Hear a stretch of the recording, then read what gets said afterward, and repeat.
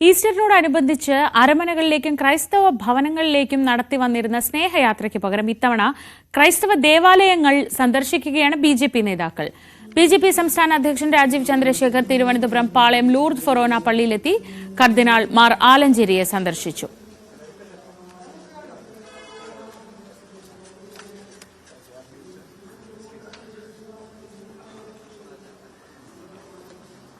കേന്ദ്രമന്ത്രി സുരേഷ് ഗോപി തൃശൂർ പുത്തൻപള്ളിയിലും ഒല്ലൂർ മേരിമാതാ പള്ളിയിലും സന്ദർശനം നടത്തി. വിവിധ ക്രൈസ്തവ ദേവാലയങ്ങൾ സന്ദർശിക്കാൻ ജില്ലാ അധ്യക്ഷന്മാർക്ക് ബിജെപി നേതൃത്വം നിർദ്ദേശം നൽകിയിരുന്നു. വി വിനോദ് വിവരങ്ങളുമായി തിരുവനന്തപുരത്ത് നിന്ന്.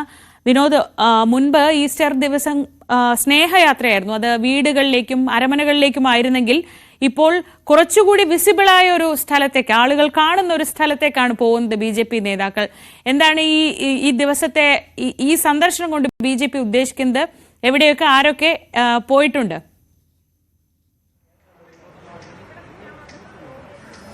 ഷുജ, നേരത്തെ ഈസ്റ്റർ ദിനത്തിൽ ഈ കാർഡുകൾ പ്രിന്റ് ചെയ്ത് അങ്ങനെയുള്ള ഭവനങ്ങളിൽ, ക്രൈസ്തവ ഭവനങ്ങളിലേക്ക് ബിജെപി നേതാക്കൾ എത്തുന്ന ഒരു രീതിയായിരുന്നു. അത് എല്ലാ ജില്ലകളിലും അത്തരത്തിലുള്ള പ്രവർത്തനം ഉണ്ടായിരുന്നു. പക്ഷേ ഇന്നിപ്പോൾ കർദിനാൾ ആലഞ്ചേരിയെ സന്ദർശിച്ച ശേഷം രാജീവ് ചന്ദ്രശേഖർ ഇത്തരമൊരു ചോദ്യത്തിന് മറുപടി നൽകിയത് അതൊരു പ്രോസസ്സാണ്, അത് നടന്നു കഴിഞ്ഞു, പുതിയ തലത്തിലേക്ക് പോവുകയാണ് എന്ന കാര്യമാണ്. പാർട്ടി ക്രൈസ്തവ മേഖലയുമായി, അങ്ങനെ ആ വിശ്വാസികളുമായി അടുക്കുന്ന തരത്തിൽ പല പദ്ധതികൾ ആസൂത്രണം ചെയ്യുന്നതിന്റെ ഭാഗമായി തന്നെ നമ്മൾ ഇതിനെ വിലയിരുത്തണം. ഏതായിരുന്നാലും സൌഹാർദ്ദപരമായ ഒരു സന്ദർശനം, ആ ഒരു സ്നേഹം പങ്കിടൽ, അത് മാത്രമായിരുന്നു. രാഷ്ട്രീയം ഇന്ന് ചർച്ച ചെയ്തില്ല എന്ന് ആലഞ്ചേരിയും അതോടൊപ്പം തന്നെ രാജീവ് ചന്ദ്രശേഖറും പറയുന്നു. പക്ഷേ മുനമ്പമടക്കമുള്ള വിഷയങ്ങൾ മാധ്യമപ്രവർത്തകർ ചോദിച്ചു. ഇതിൽ രാജീവ് ചന്ദ്രശേഖർ പറയുന്നത് കിരൺ റിജിജു, അദ്ദേഹം കേന്ദ്രമന്ത്രി എടുത്തിട്ടുള്ള നിലപാട് അത് പോസിറ്റീവായാണ് അതിനെ കാണുന്നത്, അതിന്റെ നല്ല വശമാണ് താൻ മനസ്സിലാക്കുന്നത്. ഇവിടെ UDFും LDFും അതിനെ മറ്റൊരു തരത്തിലാണ് വ്യാഖ്യാനിക്കുന്നത്. മാധ്യമങ്ങൾ അതിന് പിറകെ പോകരുത്. ഈ നിയമപ്രശ്നങ്ങൾ, ഇപ്പോൾ നടക്കുന്ന സുപ്രീം കോടതിയിലെ നടപടികളുണ്ട്, അത് പൂർത്തിയാകുമ്പോൾ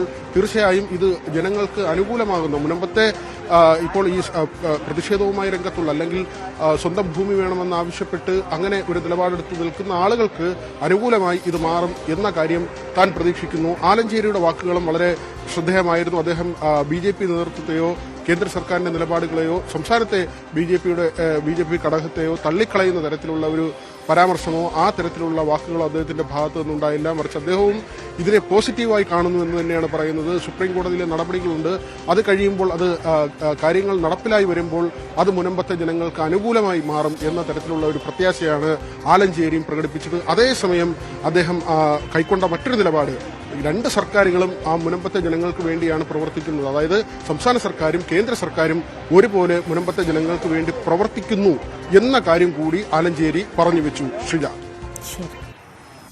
വി വിനോദാണ് തിരുവനന്തപുരത്ത് നിന്ന് വിവരങ്ങൾ നൽകിയത്.